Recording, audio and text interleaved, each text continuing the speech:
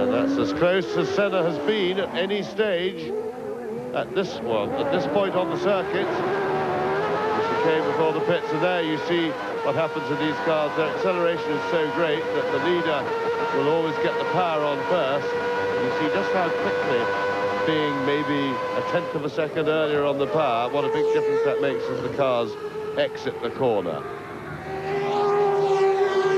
Prost still defending, and Ayrton Senna is the man now upon whom the onus rests. Has he got something up his sleeve, or will he try?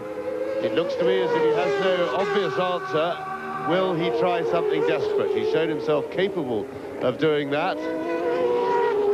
Prost is making sure that Senna will have to do something like that, because he is, as I say, going slowly into the corners, getting early on the power, and an anxious McLaren team there, and Senna again closer than ever before.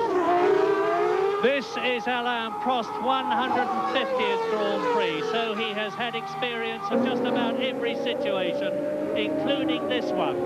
The situation of being in the lead with the second place man treading on his rear wheels almost, and having to resist that pressure, keep his racing line, not go wide, not leave an opportunity and a door open through which Senna would be like a flash.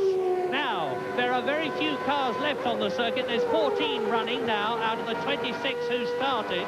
And if Prost comes up to any of them, this is the opportunity that Senna's looking for. And he's going through. Ouch! Oh, my goodness, this is fantastic. They meet.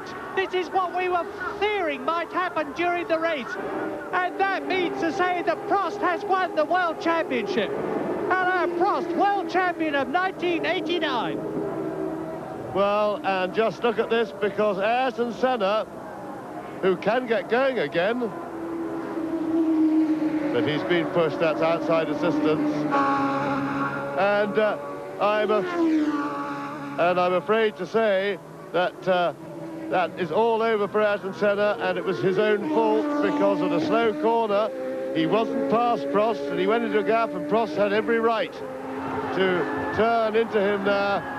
And I'm afraid that was self-inflicted. Senna has got going again. He's back on the track, but he will for sure be disqualified for receiving a push start there. Well, that is contentious. The rule says that you can be pushed if you are judged to be in a dangerous position.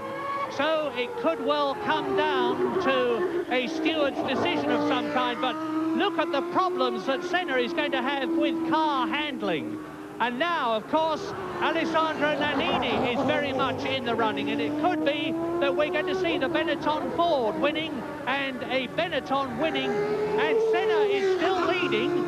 Senna with this twisted nose cone and very dodgy handling, and it's coming to pieces. He's going to have to come into the pits to have it replaced. He goes off. He's lost downforce, of course, and that dramatically affects adversely the handling of the car. No wings on either side, and we are on lap 48 in this 53-lap Japanese Grand Prix, with Alain Prost walking in. Heaven knows what's going through his mind as Ayrton Senna tried to take it.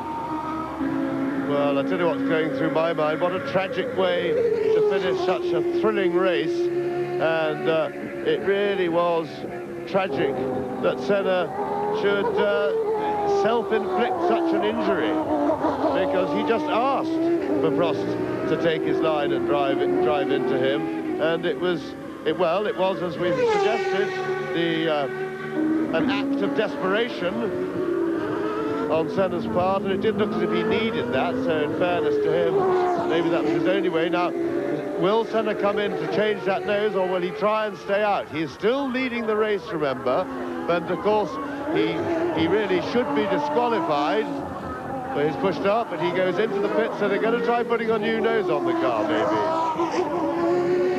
He's in the pit road, and here is Nannini, will take over the lead of the race. Yes, indeed he will. Well, and the question then will be, can Ayrton Senna, with this new nose cone, depending on what the position is, either regain the lead or retain the lead? Well, we're watching now for Nannini. Nannini is in the lead. Alessandro Nannini leads the Japanese Grand Prix as Ayrton Senna leaves the pit lane. And my guess is, and it's very much a guess, that Senna, in the mood that he's in now, on lap 48, will catch and pass lap 49. Can catch and pass Nannini and then win the World Championship if he wins in Australia. Well, this really is a dramatic ending to the Japanese Grand Prix. Alain Prost out, it doesn't affect his chance. Here's a replay, now let's look. Senna comes up to try and go through on the inside. Prost moves across, takes them both out. Yes, well, Senna went for a gap that wasn't there. You could see quite clearly that Prost was already turning into the corner. And Senna put himself in an absolutely impossible situation. But he was lucky because at least he was able to get back into the race with the help of the marshals.